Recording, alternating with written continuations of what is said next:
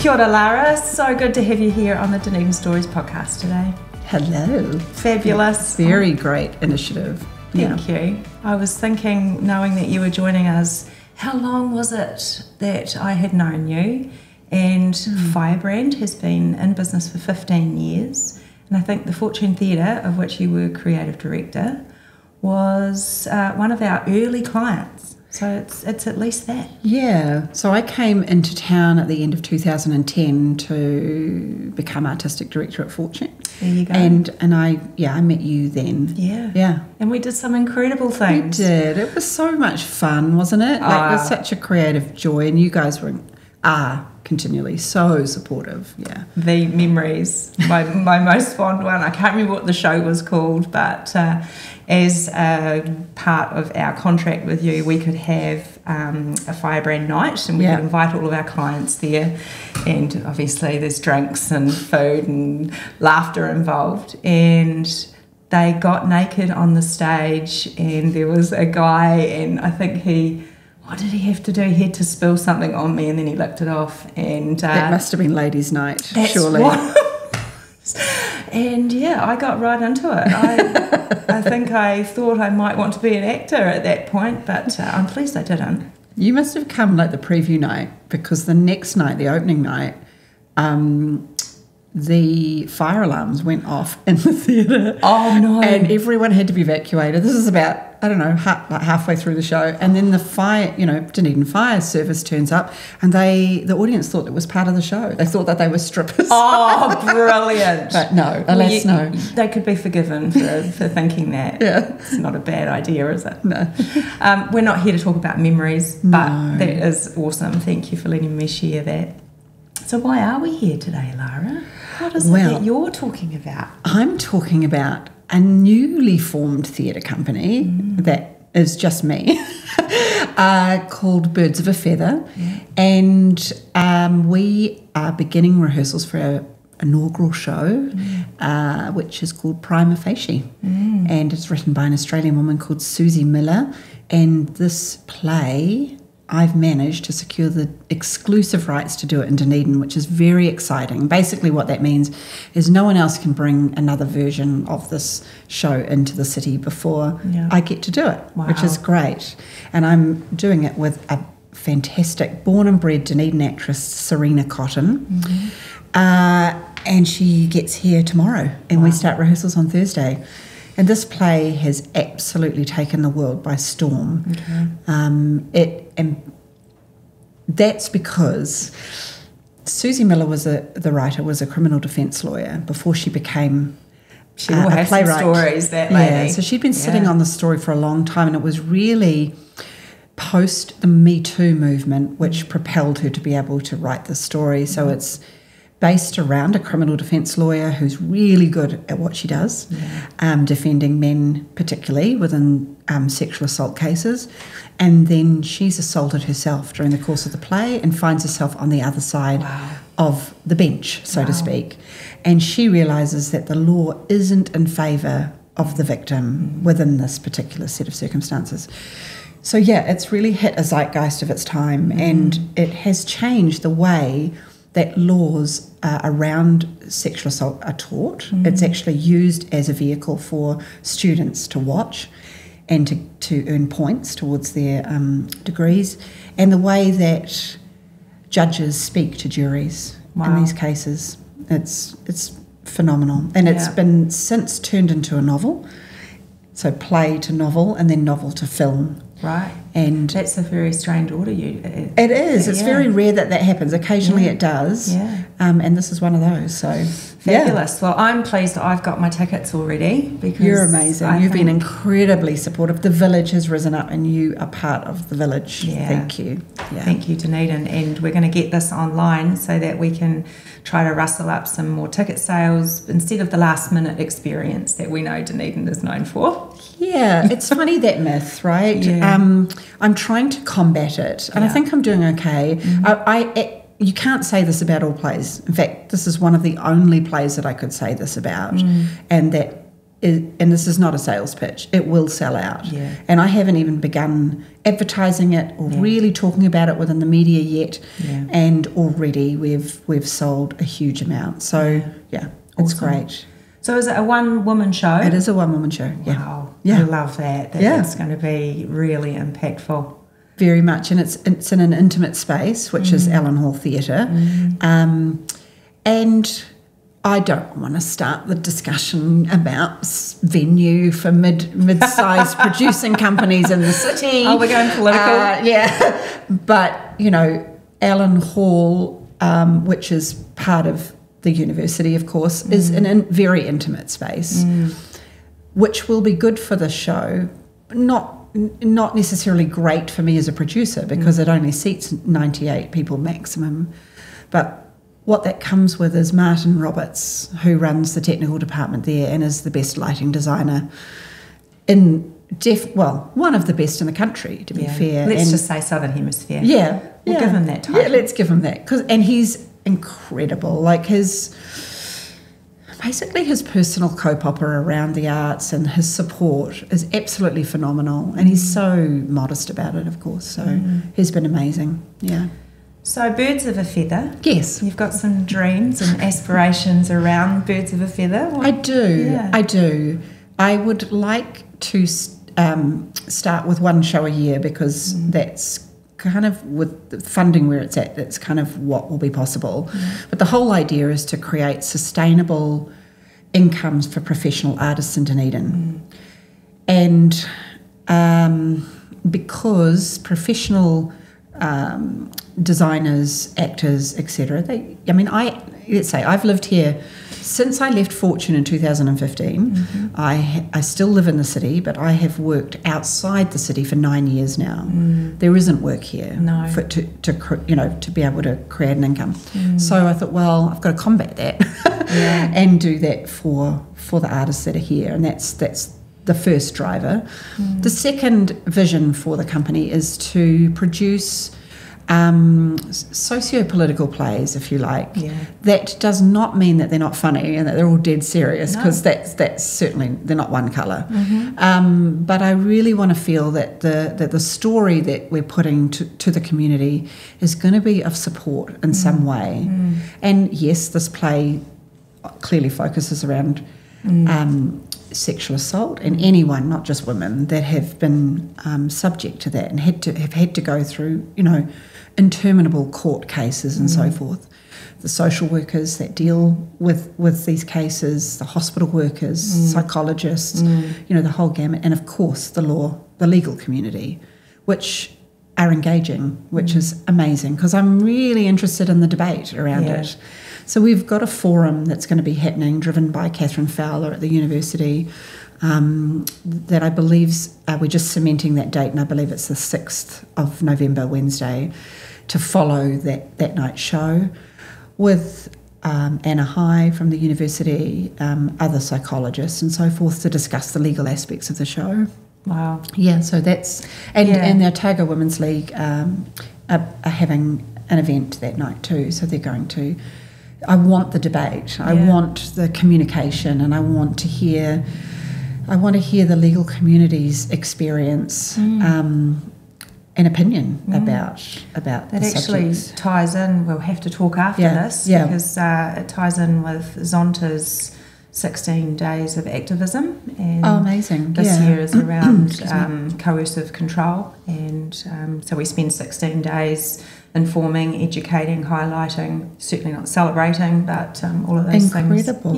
So ties in nicely. We'll talk about that later. That's good. I think I did write to Zonta maybe a couple of weeks ago, just to alert Zonta. Great. But it'd be great. It'd be great. So So there's a real sense of responsibility there, isn't there, Lara, to support the community, to have jobs and earn an income. There's a sense of responsibility that it's not just a one-off, go to a play and leave people with their thoughts. It's a bigger thing for you, really, isn't it? It is. It is. And that's why, as flowery for some people as Birds of a Feather might sound, I get hassled by my best friend about it. That's that whole idea of a coming together, and be that the artistic community, be that the legal community, be that the theatre going community in general. It is. It's actually really, I'm really enjoying it. Good. Because this might sound a bit narcissistic, but I'm not answerable to anyone in terms of what I'm creating here. I mean, and I've got to stand behind my choices, good, bad, or indifferent. But I'm enjoying that and enjoying finding what it is that's important. It's opening that conversation up, isn't it, and having a platform. Yeah. And Dunedin, obviously, as you said, you've been here, but you've been working away. And the decision to start a business in Dunedin is not an easy one, but you've done it. And are you finding good support within the business community and the rest of the city? Yeah, well, I said to you earlier, the village has risen up in ways that I just would not have anticipated. Yeah. I mean, basically, this sounds like I'm rolling in the cash, but basically I've had people calling me up and say, we want to give you money. Wow.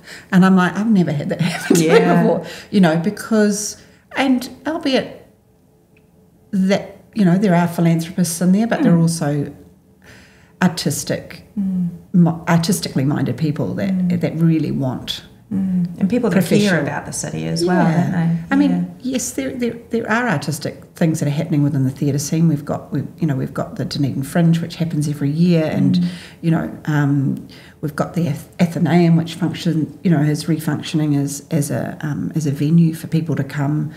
I'm not including sort of the Regent or the Mayfair or these other venues or the Playhouse who do the children's shows, but there is an opportunity, but they're mostly opportunities for burgeoning creatives, people that are coming out of university and starting and trying, testing the waters for the first time, and it's we're usually looking at a box, a chair, and a light. We talked about it, didn't we? Yeah. The people that have gumption, they've got very little awareness about hierarchy. Yeah. They don't see the limitations. They're not worn down by the saying no to them. And they're risk takers, and they love what they do, and they want to share it, don't they? Yeah. So there's energy. There's new energy around creative stuff, and then occasionally now you'll get mature professionals, so I use that word, or no, that's the wrong word to use actually, seasoned professionals that have been in the industry a long time, that are creating something that just has more legs to it. So that another part of what is important to me is that when the audience comes to see a show, I want them to be comfortable.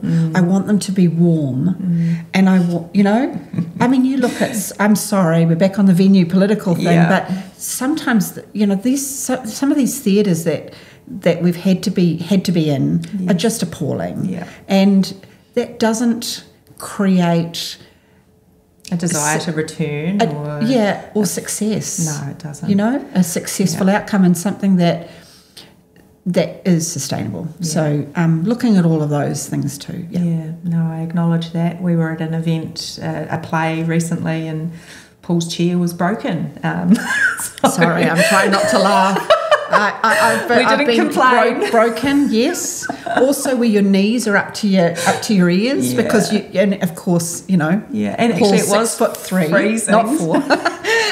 The heat pump was broken as well, actually, on memory. So. There's one heat pump, and it makes so much noise you can't hear the dialogue. The list goes on. It's just appalling. It kind of adds to the story, I suppose. It's the glass half full approach to it, but I get what you're saying totally. Yeah. Well, if in this instance, if I'm wanting to engage the legal community and I'm making them come and sit with a broken chair with their knees up to their ears and having to wear a blanket, how often are they going to come back and see a show? No, they're not. No. No, it's exciting. I'm so excited to hear that you are embarking on this and supporting Dunedin, and I look forward to coming to the shows as well, although we do need more than one a year, Lara. I'm sorry. I'll start slowly. Only because I mentioned to you before, I'm going down the political route, that Creative New Zealand, which is where artists established artists can apply for the majority of their funding to go towards wages, has had massive cuts. So I've got to be judicious in how I go about it. So because all the other grants which we get to do shows, like from Otago Community Trust or Dunedin City Council, which is vitally important, go, for the most part, go towards things within the show, building a set or buying costumes, or they can't go towards wages. Yeah. So it's, just making sure that people can't eat for free. They can't, Serena's from Dunedin, who's the actress in Prima Facie, but she lives in Auckland. I can't ask her to come away for 7 weeks. No. Live for free at her parents. No. Not be paid below minimum. That's if we keep accepting those limitations, then our art in New Zealand is going to become less and less. So I've just got to push it and do the hard yards. Well, very exciting. Yeah. And I know Dunedin will get in behind you for sure. Yeah, amazing. Yeah. Amazing. So, talking about business and Dunedin and how it all sort of plays together, there's always heroes, and I'm sure you've got some fond memories and things as well. But we do like to ask some soft questions. Yeah. Things like, what's another event that is in the calendar every year that you love that Dunedin puts on, that we need to make sure is still supported and funded properly? Yeah, we have amazing events. We do. Absolutely amazing events. Okay, so because I have a little bit of a bent for the creative side, I do love that the New Zealand International Film Festival comes here every year. And we had a very short one this year that was just on at the Regent. But I love going to that. Yeah. And the other festivals that come through the Rialto. I mean, why wouldn't you want to go and sit at the Rialto? It's such an amazing, or sit in the Regent and look, these amazing spaces. So those are events that come through that I really love. The seafood festival's back on out at Port, because I live out at Port. I think that's any day now, or maybe it's been, I don't know, but I didn't go this year, obviously. But that's an event that's wonderful to go to. I remember when that started, and it was enormous. Yeah. All the traffic woes that we had with people trying to get out there. But I tell you, and this is the last event because you only asked for one and I've given you 3, but one I was talking about with you earlier that Harriet Moyer runs, which is called We Treat on Quarantine Island twice a year, and it is an empowerment retreat for women. And it's W-E Treat, not W-E-E. It's W-E-E. Is it? Yeah. Of course it is. It's Harriet. We Treat. And there's one coming up at the end of October, which is this month today, right?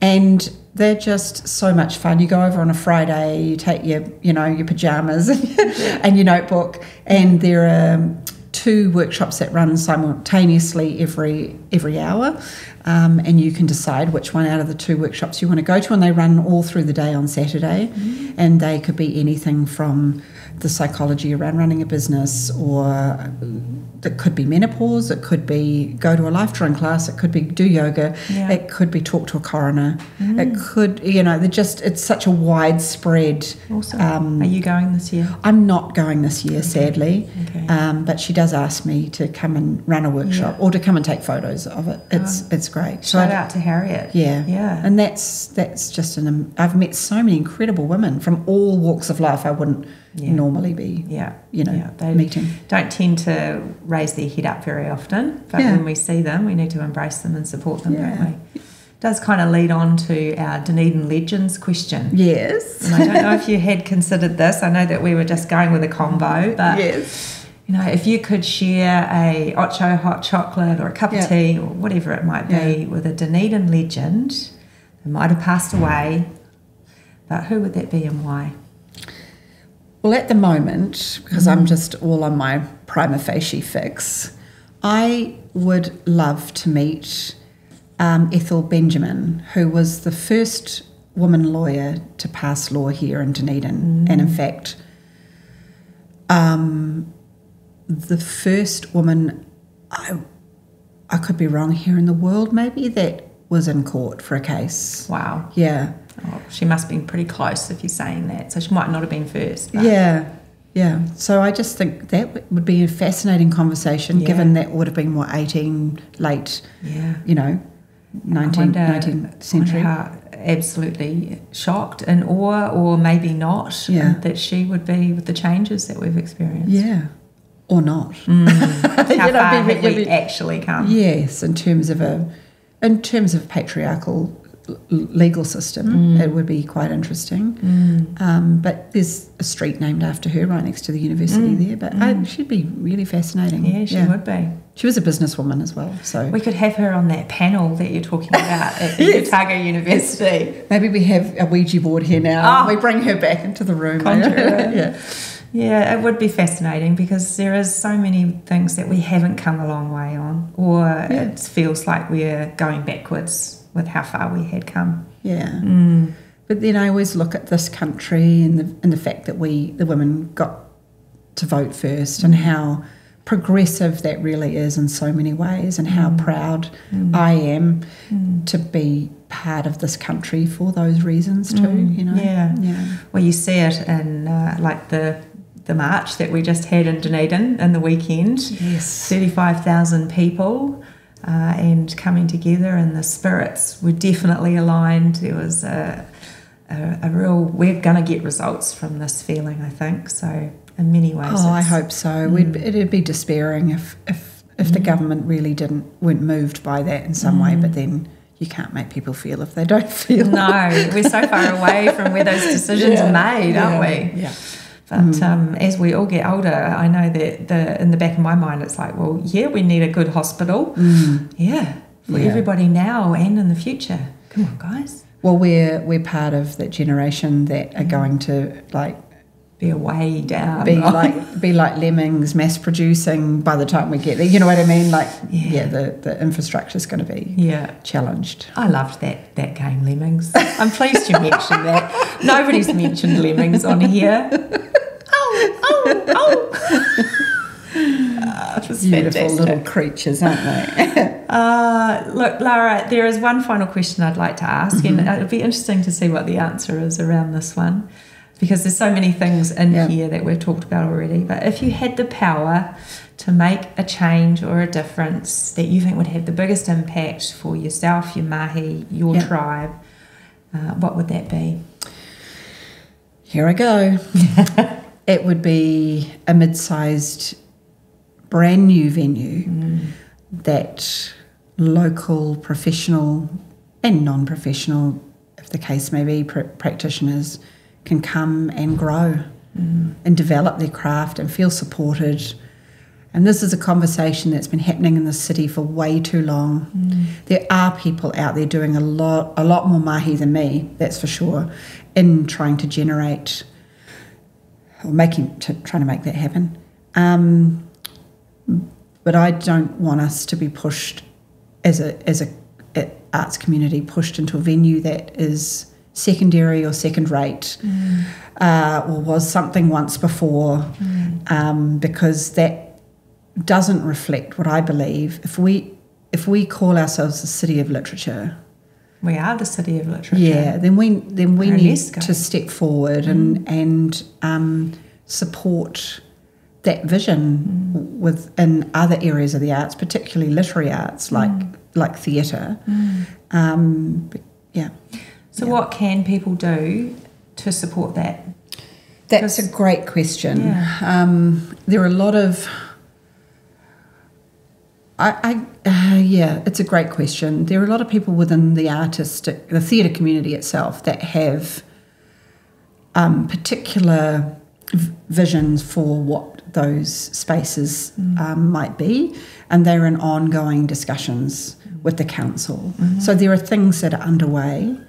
My worry, and maybe it's unwarranted, is that the money that has been set aside since the Fortune closed in 2017 is going to be sucked back in to council and not go towards what it was ultimately promised redistribution to do. So I guess council just stop asking what we need and get on with it. Stop taking up my time and hours of like, what does the community need? Yeah. And look, to be fair, the council has supported me a lot over the years, and I have, it's sort of two separate things really. But it's not about me personally, it's about a community of people. We're done with the consultation. Yeah. We know what we need. Yeah, so I just would like to see action, particularly, and I'm not sure I can talk about it here, but particularly one of the venue projects has been pitched to a brand new one. Yeah. Fantastic. So outside of that, and I'd love to give you the ability to make that change, so we'll add that to the list that we'll submit to council. How do people find the access to the tickets for the show and Birds of a Feather? Do you have a website? I'm one of those ones you were talking about earlier. I've got a Facebook page. So you can find my Facebook page, which is Birds of a Feather. Okay? Excellent. And you can find out everything you need to know about the show there. And the booking link is through Try Booking, Try Booking. And you can just search Prima or Prima, however you like to say it, Facie, Prima Facie. And I'm really pleased you pronounced that for me because it was beyond me. It's a tricky one. The playwright said you can say it however you like. Yeah. So that is helpful. Yeah. And when's opening night? It's 31st of October, and we run until the 17th of November. Fabulous. Yep. Plenty of time to get your tickets, although only 98 seats in the venue. Yeah, and I want to break the myth, people. So just buy them now. Sell out now. And then Lara might do two shows next year. The helpful part of buying your tickets early is, in this instance, it helps me make the show because all of your income that is coming in for the tickets doesn't go to me. It goes towards building the show. Yeah. So then you'll know that it's going to a good place and it truly is supporting the makers of this piece. Yeah. Thank you so much for joining us, Lara. Thanks for having me. I can't wait to see the show myself. Yeah, you guys have been incredibly supportive. Thank you. No, you're very welcome. See you again. Yay. Thanks.